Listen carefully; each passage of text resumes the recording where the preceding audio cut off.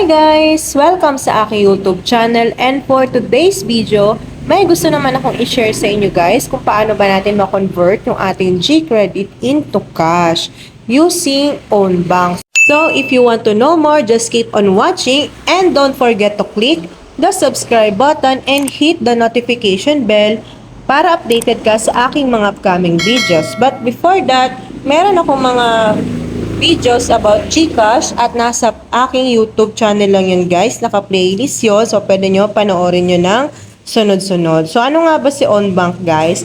Isa to sa bagong digital bank kung saan pwede mo rin siyang magamit through online just like Union Bank guys na aking vlog. Last time ay pwede mo siyang magamit through online, through payment at makakuha ka nito ng mabilis lang. Hindi mo na kailangan ng maraming application or ID. So, ngayon guys, ito, kailangan lang natin siyang i-install from Play Store. So, ito guys, pag clinic ko na yung install nito guys, ay pwede na ako makapag-start magkaroon ng aking own bank account. So, start na natin.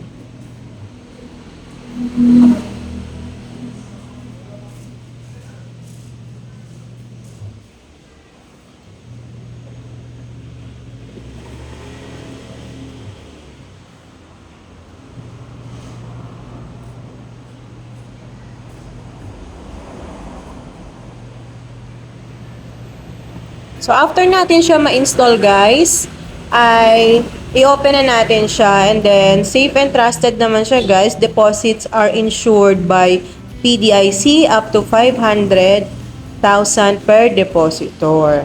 So, isa rin yan sa magandang features ni OnBank.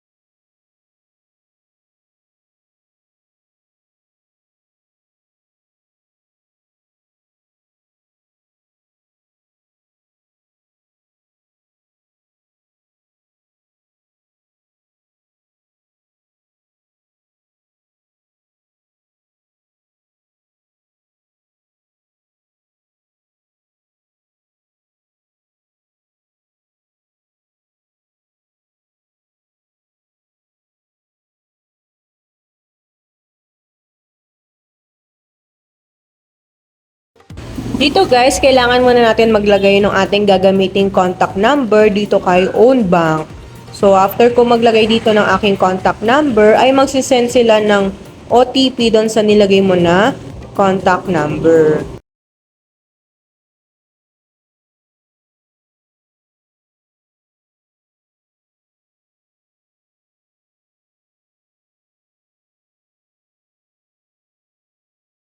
After mo mailagay yung inyong OTP, ang next nito guys, kung meron kang referral code, kung meron kang pinagkuhaan or kung saan mo napanood, pwede mo ilagay yung kanilang referral code. And then after that, kung wala naman, i-click lang natin yung skip.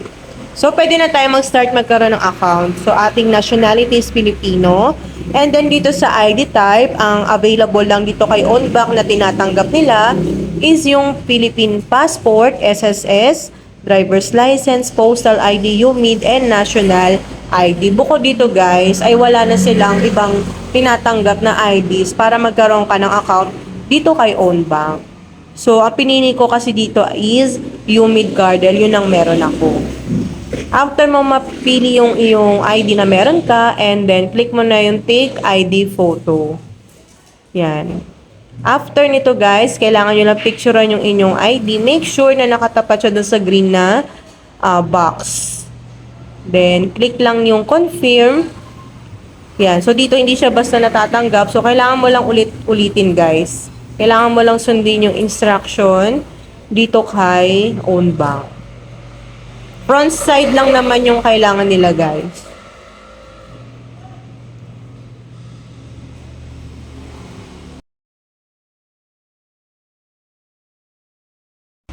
After that guys, ay kailangan ng additional info na hindi na-detect dun sa camera ng kanilang app.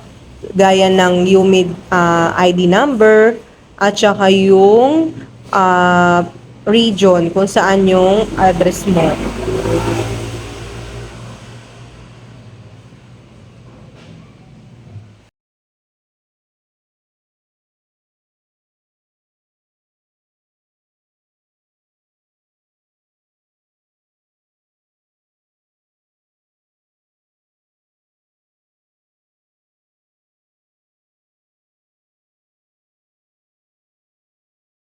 After mo matapos yun guys, click mo lang yung next and then kailangan pa ng additional info like mother's maiden name, place of birth, marital, education, email, and then sa financial info kung ano yung pinagkukuhaan mo ng funds.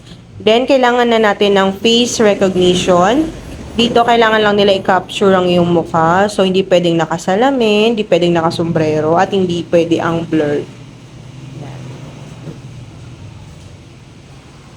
After nyan guys, kailangan mo na mag-set up ng inyong 6-digit PIN. And then, after nyan, congratulations, you currently have a basic account. So, dito guys, basic account lang. And then, kung napapansin nyo, isa pa lang ang naka-green. And then, yung sa baba is hindi pa kasi kailangan ma-upgrade siya. At dito guys, naka-progress pa lang siya within 24 hours ay ma-upgrade na yung inyong account sa own bank. So, wait lang natin siya within 24 hours.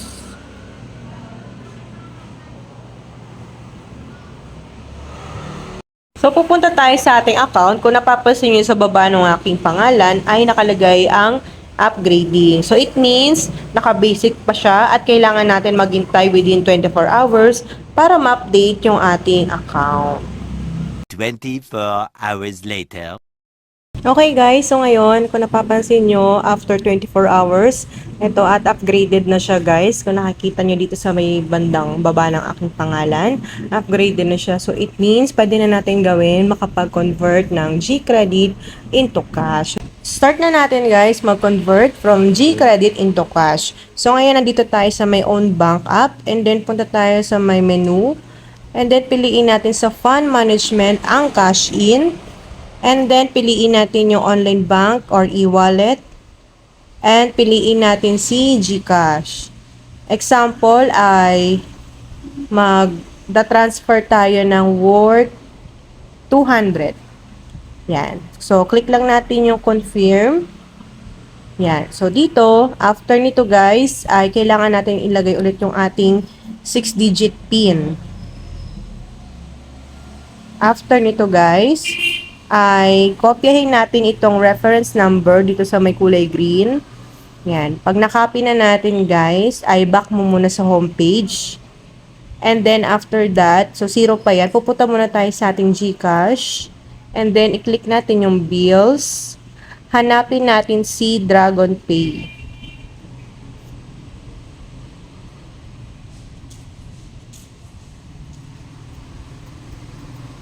Dito guys, meron 4 na klase na Dragon Pay.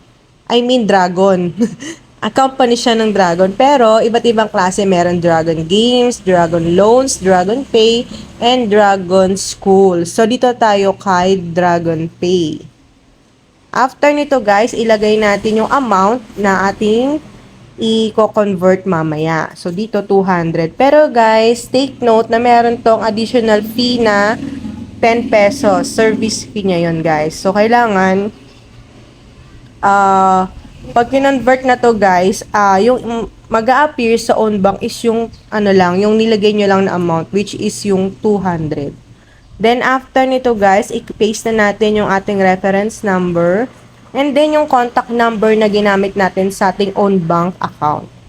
After that, click na natin yung next. Yan. So, dito guys, magle-less kay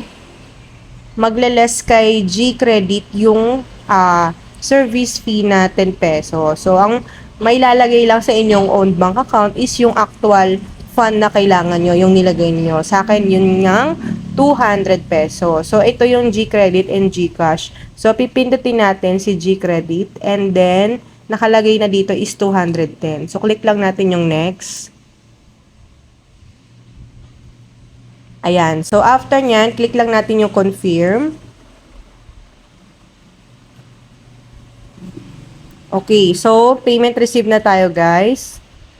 So, dito, guys, mapapansin nyo, ito yung balance ko kanina, 127 lang. So, ngayon, pupunta ulit tayo sa own bank. Yan.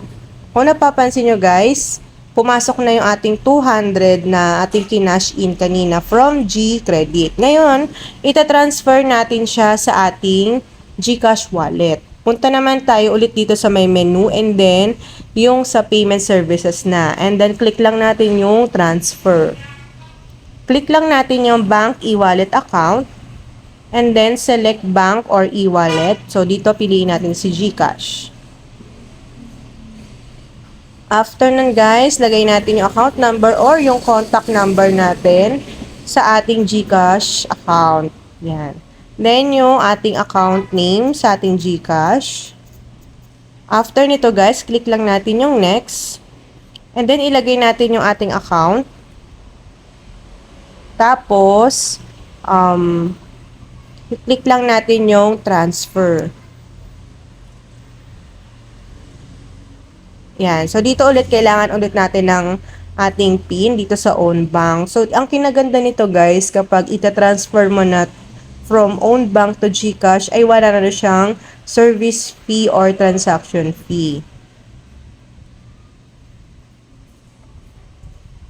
Oh, wait lang natin siya guys, nagpa-process. And then yan, transfer successfully. So, dito guys, gaya ng sabi ko, walang bayad yung transaction fee. Then, click lang natin yung done. Punta tayo sa may homepage. Ayan, nag-zero balance na siya guys. Ngayon, pupunta ulit tayo sa ating GCash account. Ayun, kung kanina 127, ngayon ay 327 pesos na siya. Ngayon guys, so pwede mo na ma-convert yung iyong G-Credit into cash at maliit lang yung kanyang service fee. So, ayun guys, I hope na nakatulong itong video ko for today. Thank you so much for watching and don't forget to like, comment, and subscribe. Thank you so much. Bye!